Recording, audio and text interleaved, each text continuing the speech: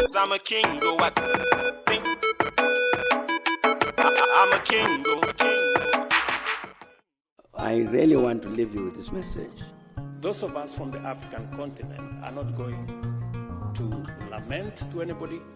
We want to have a conversation of equals. Life is difficult, but you must soldier on. Don't give up. Welcome to the home of black people who never give up. No one is going to destroy us because we have an appointment with that future. I think there's a duty for us all to keep our individual countries peaceful, out of conflict, and not export instability to other countries, neighboring or far away. As we now know, instability anywhere is instability everywhere. And I refer to the huge sums of money that are taken out of the continent illicitly.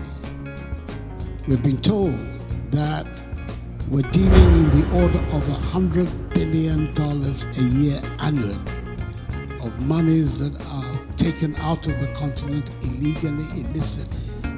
Africa should never be seen as a continent that needs generosity. We want to be treated as equals. They thrive on the division of the African continent. Can you imagine the minerals of DRC combined with the minerals of South Africa and with a new currency based on the minerals? What we can do to the dollar if we become a United States of Africa? We can collapse the dollar. We can collapse the strong pound that is based on gold, yet they don't have a gold mine. We are going to change Kenya by having a plan. We are not going to change Kenya by organizing demonstration. In 1997, Nelson Mandela says, people don't have the values of the ANC, but they can see that to be a member of the ANC is to have a step ladder to government in order to have the possibility to steal. I can hear the Osagie for Kwame Nkrumah convening a meeting in 1958 and telling Africans we must unite now, because if we don't unite, we will be manipulated. Nobody listened to the Osagie. Some thieves in Harare, they stole something from one of my companions. So I went, hey! They said, Blas, talk nicely. You know, the thieves in Harare tell you to talk nicely in order to get back what is yours. The global thieves tell you to talk nicely if you want your things back. We will not accept anyone to come and teach us democracy, but we can teach those who want to teach us. We broke away and we broke the chains of colonialism in our continent. And we broke the chains of colonialism because they were imposed on us without our will, without our wish. They were undemocratic. They were not participatory. They were against the majority will of the people of our continents. Africa is a giant. Africans are giants. We should know it, embrace it, and be the giants that we are and that we should be. It will be a tragedy of monumental proportions if, in this time and age, we want to glorify demonstrations that are violent, that destroy property, that destroy people's hustles, that destroy opportunity, that sabotages our economy. I mean, we would be a very reckless people if we were to glorify such. There is no single white or Chinese or Asian production on this continent that's created value in urban Africa. Most of the values, they go to the rural areas, extract natural gas, extract flora and fauna. You are complying. You are telling your people, leave the rural area. come and be Mama Mboga in the, when they've left the rural area, they've left it for who? For those who are coming to find critical minerals. My friends, I don't know who bewitched you, but today I came to say to you, please step out of this witchcraft moment where you repeat urbanization. 75% of Africans will live in urban areas. There are very few minerals under the city of Nairobi, right? Other than Johannesburg, most mineral wealth in our countries is found in rural areas.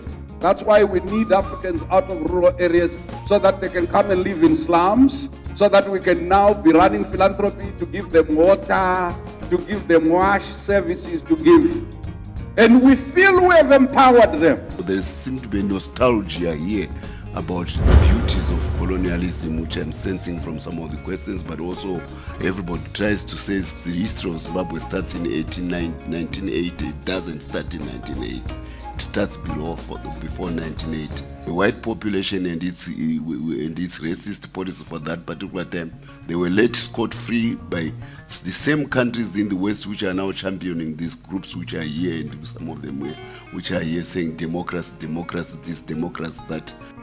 African countries have made it clear that the investors of choice are those who will come and invest in our continent, but also process the resources here close to source, so that African countries do not export rock and sand, but export finished products as we would like to do.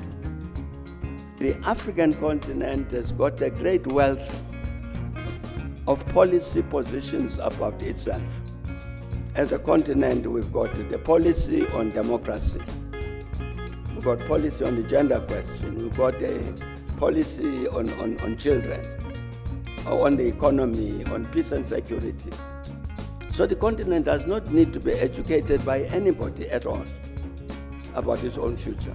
So we say to the Americans, therefore, if they want Africa to have a positive approach towards the United States, all the United States needs to do is to support Africa on each of these policy positions, so that you do not have a United States which comes to Africa to tell the African continent what to do.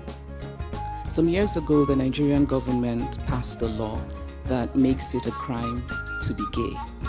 An acquaintance of mine supported this law. We had a conversation about it, which got a little bit heated. A while later, he read a short story of mine in which one of the characters was gay. But this character's sexual orientation was not the main thrust of the story. After he read the story, he told me, by the time I realized the character was gay, I already liked him. It's one of the most hopeful things that anyone has ever told me about my work. It reaffirmed my faith in the power of storytelling.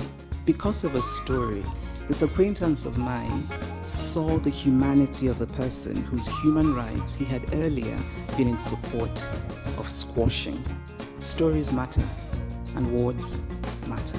I think as an African country and as a continent, so many countries in Africa have gone under serious challenges. I'm aware of the challenges Zimbabwe has faced, but when we were facing these challenges, Europe went to sleep. They never bothered about the fact that an African country was facing challenges. So Zimbabwe would not fail to sleep because other countries in Europe have problems. I will never get tired. No one can make me tired. I march forward to the victory of our people. The revolution is guaranteed. Our people understand that they need to be counted. You must be counted. You must be part of history. You must make sure that you are one of the people who are going to deliver economic freedom in our lifetime. Freedom in our lifetime. Amanda!